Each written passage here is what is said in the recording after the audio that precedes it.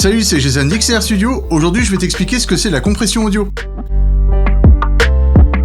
La compression audio est l'étape incontournable dans la réalisation d'un mixage et mastering. Elle est tout aussi importante que l'égalisation et la panoramique. Quand ces étapes sont bien réalisées, on améliore la lecture de chaque instrument. À quoi sert cet outil ? Pour réaliser une compression audio, on modifie la dynamic range, qui est l'écart entre les volumes. Cette étape est très intéressante, car lorsqu'une personne chante, le volume de sa voix n'est jamais exactement au même niveau. Réduire l'écart entre le volume le plus bas et le plus haut permet d'avoir une certaine constante. Cela permet de ne pas avoir une voix beaucoup trop forte dans une partie d'un texte, puis trop bas dans l'autre partie. La compression audio fonctionne aussi lors d'un break ou d'un pont dans une chanson. Le but est d'avoir un bon volume global.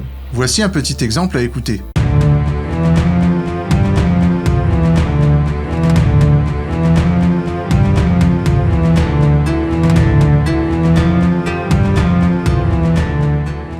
Grâce à cette compression, on va pouvoir réduire les pics qui ne sont pas utiles à la piste en question. Lors du traitement d'une piste seule, on va pouvoir donner beaucoup plus de punch à une basse ou à une guitare. Pour obtenir un meilleur mixage audio, on fait une compression parallèle des instruments afin de les lier ensemble. Je vais à présent vous montrer les paramètres de la compression audio dans FL Studio. Le threshold représente le seuil du volume, l'attaque, la vitesse où rentre le son dans le compresseur, le release, la vitesse où sort le son du compresseur, le ratio, c'est-à-dire le taux de compression, 4.1, 5.1, le gain qui assiste le ratio et augmente le volume global, le type de compression, s'il est soft, hard, medium. Attention seulement à ne pas confondre limiteur et compresseur, car en réalité, un limiteur c'est une compression audio, mais avec des réglages tout à fait différents et très stricts. C'est-à-dire que son attaque est extrêmement courte, et que son ratio est de infini pour 1. C'est-à-dire que rien ne dépassera au-dessus du threshold, contrairement à une compression audio qui va laisser un certain pourcentage apparaître.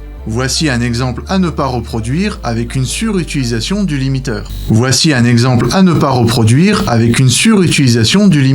Je vais à présent vous expliquer comment se calcule la compression audio. Sur notre piste audio, on va appliquer les effets suivants. Un threshold à moins 10 dB et un ratio de 4:1. Avant, ce son avait un minimum de moins 12 dB et un maximum de moins 2 dB. La dynamic range est donc de 10 dB, puisqu'il va falloir rajouter ces 10 au moins 12 pour arriver à moins 2.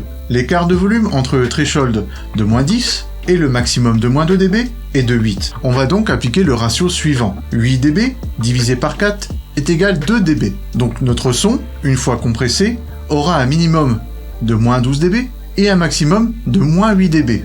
Et sa dynamic range sera donc de 4 dB. Moins 12 pour arriver à moins 8 est égal à 4. Je vous invite donc à faire des tests sur vos propres audios pour constater la différence. En tout cas, c'était tout pour moi et je vous remercie d'avoir regardé cette vidéo jusqu'à la fin.